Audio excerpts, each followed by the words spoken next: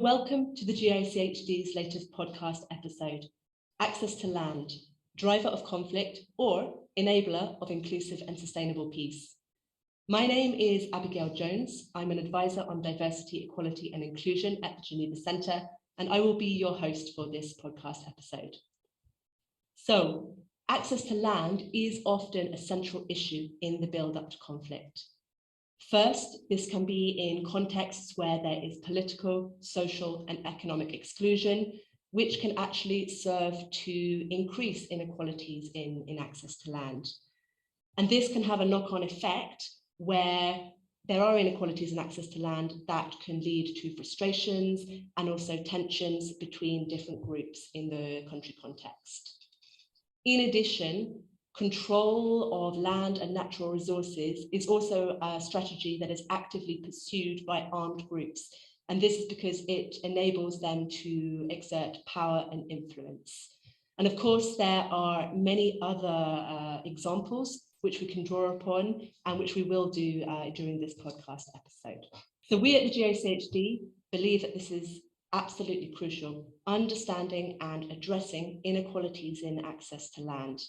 This is one of the fundamental ways in which we will be able to ensure inclusive and sustainable peace, and also as humanitarian actors to uphold the principle of do no harm. So now to zoom in a bit more on mine action, which is a main area of work of the GICHD. So removing landmines from the ground is not going to be enough. When we clear land of landmines and other forms of explosive ordnance and return it to landowners or to communities, this process is not neutral.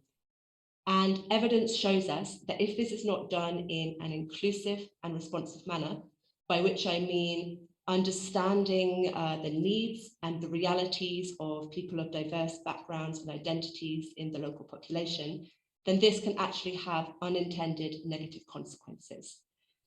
So I'm really happy to have two guests from Norwegian Refugee Council to join me here to talk about this in more issue.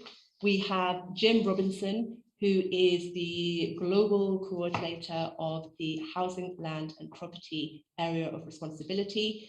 And we have Nyaruiru Ndungi, who is an Information, Counselling and Legal Assistance Specialist from NRC's office in Kenya and Tanzania. So Jim, over to you. What can you tell us about the global scope of the problem? Thanks, Abby. Well, it's great to be here. Violent conflict has all sorts of causes. Land can be a root cause of conflict. It can be about territory, resources linked to the land. All these can become the spoils of war, as you mentioned. And when we see conflict happening, we can see clashes between different groups, might lead to people being forced to move, to evictions, displacement, ethnic cleansing. And when conflict ends, disputes over occupied property are a continued source of instability. They prevent returning people finding durable solutions, and they threaten fragile peace agreements. So in the context of conflict, we can also see weak governance, rapid, unplanned urbanization, which can lead to more forced evictions. So the scale of displacement is huge. So by the end of 2021, there are 89 million people displaced. So 59 of those internally and around 30 that cross borders. And 89 million is 1 in 88 people on the planet. So that's more than the population of Germany or Turkey or Iran, 10 times the population of Switzerland.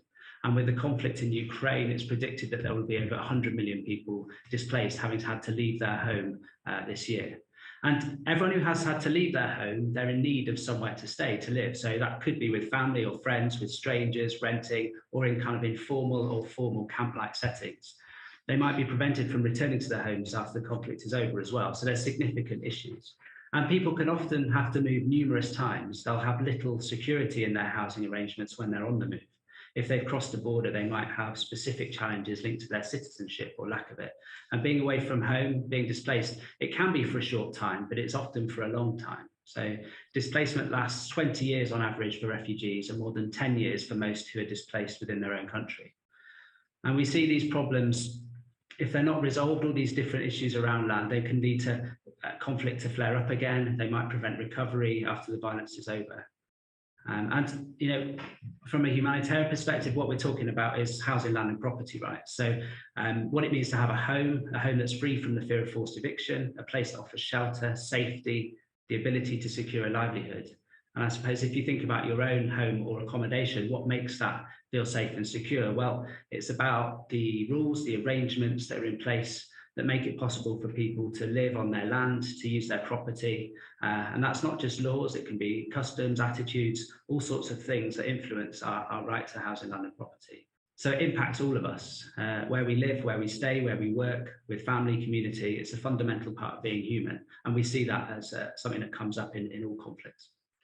Thank you, Jim. That's really fascinating and actually quite shocking to hear about the scope of displacement in the world.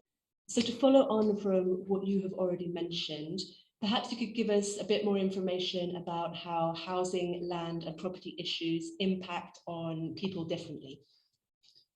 Yeah, so I mean, before conflict, there can be unequal access to housing, land and property rights. And that can have like a bigger impact on people when there is conflict, when people are displaced, when they have to leave their home. And thinking about inequality specifically, you know, we have, on the one hand, we have people who have secure tenure, so they have a secure certain relationship with their home or with their land. And then we have those that don't have that. And some people, therefore, you know, have less security before any conflict has begun, before the displacement has happened.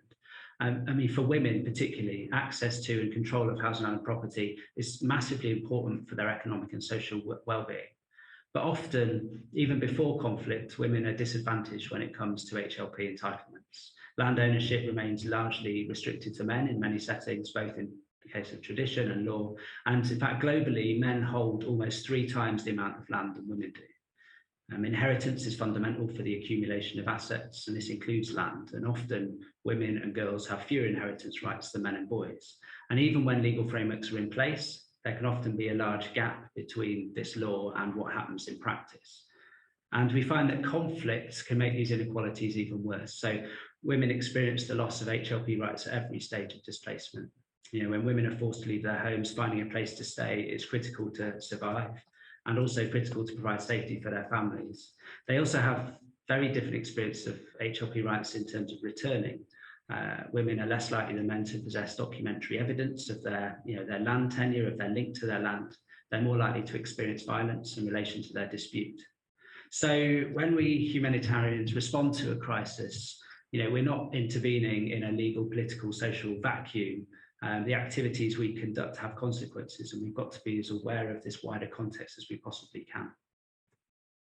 That's excellent. That's a lot of information coming out from what you've mentioned there, Jim. Another common thread that has come out through what you've been talking about is displacement.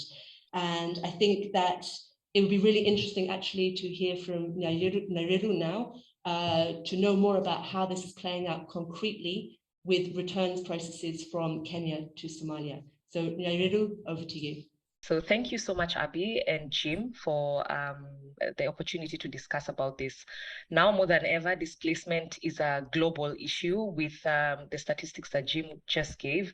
And zooming into Somalia specifically, Somalia has been in active conflict for the past few decades, and that has consequently translated to massive displacements internally and externally.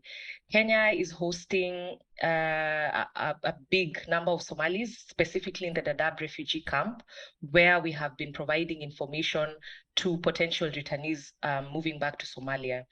So we have up to 3 generations of refugees and asylum seekers currently residing in Kenya, and predominantly hosted in the Dadaab refugee camp. You find that in our interactions with the refugees who are returning or who potentially want to return to Somalia, they have limited understanding of what explosive remnants of war are, or what explosive hazards could be. And this means that they have limited understanding of how to reclaim their housing, land and property rights upon return. Currently, up to 90% of Somalis are exposed to the hard-hitting drought situation, and this is leading a lot of pastoralist community to move beyond their traditional grazing land and move into potentially contaminated areas where they have explosive remnants of war, as well as active conflict areas. Additionally, we find that Somalia is recuperating. There's active conflict, but there's also recovery mechanisms. And this includes the government efforts to put in place a land adjudication process, but it's not clear for those who are willing to return what the processes are, and if indeed they are reliable processes that can allow them to either reclaim land that was once their land, or to acquire new lands in situations where they won't be exposed to further internal displacement. Thank you so much, Nyaruiru. It's really fascinating, and it sounds like a highly complex context with so many different dimensions. And so I actually have a follow-up question for you. From your experience, what do you see as the role of mine action organizations in supporting the returns of refugees and also displaced persons in Somalia? I think intervention should begin at the point of displacement and not commence once the returnees have gotten back to their countries of origin. Another area that I see very key and very current is mine action in relation to the ongoing drought in Somalia. As I mentioned, there's a very high risk of people strolling into lands that could be contaminated. So perhaps thinking around cordoning off some areas that are extremely volatile, or areas that are extremely contaminated, to prevent people from moving their cattle into these areas, but also looking at how to compensate people whose lands have been adversely acquired for war reasons, and see if the government can look into compensation mechanisms for such people to be able to enjoy their housing, land, and property rights. Another area of potential intervention for mine actors is cross-border coordination strengthening. So thank you so much, Nyaruiru, for sharing some very concrete recommendations on how mine action organizations can support the return process. I think a lot of it, from what you're saying, it comes down to coordination and also communication. So communication before people return to their place of origin, but also ongoing communication and support once people are back in their original communities, to help ensure that they are able to secure the land rights. Before we close the episode, I'd like to give you both the opportunity for the last word. So how can you summarize the main message or the main takeaway from your perspective for the listeners to this episode? So let's start with you, Jim. Thanks. So I'd say from my perspective, I think we need to see the impact of land release given proper consideration. Who has and might claim rights to the land, and what is the impact of land release on those already at risk? We need better partnerships between housing, land and property and mine action actors, and we need donors to raise awareness and demand the inclusion of HLP in the work that they fund. Awesome. Thank you so much, Jim. And now over to you, Nyaruiru, for your final word. Thank you so much, Abby. I think there needs to be more evidence-based responses by mine risk actors in Somalia specifically. There's been a lot of lessons from other contexts such as Iraq, but we see very little documented evidence of how mine risk exposure impacts on internal displacements in Somalia and influences return decisions of households in other countries such as Kenya. Thank you so much for sharing.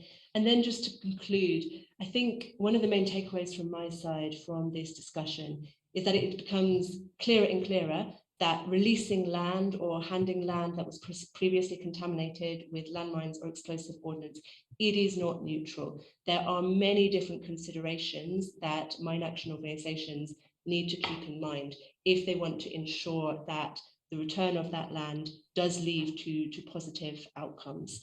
I think we need to recognize that through our work in mine action, the release of land is not neutral. It changes the status. And there are many complexities in a post-conflict environment which need to be understood and then addressed to ensure that we do not inadvertently contribute to land rights issues with the populations that we are working with.